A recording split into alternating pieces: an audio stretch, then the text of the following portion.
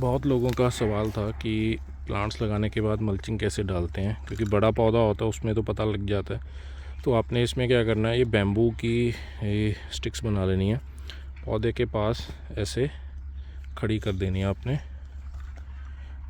जहाँ पे आप इसके ऊपर अब मल्चिंग डालेंगे तो पता लग जाएगा कि यहाँ पे है पौधा, और उसको हम फाड़ के निकाल लेंगे। मैं आपको डाल के दिखाऊंगा मल्चिंग शीट ऊपर से कैसा आता है इसका।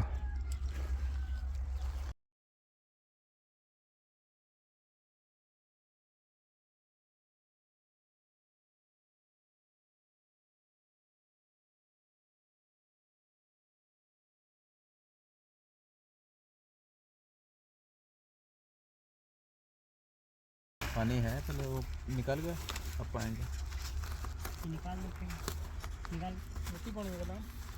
चलो।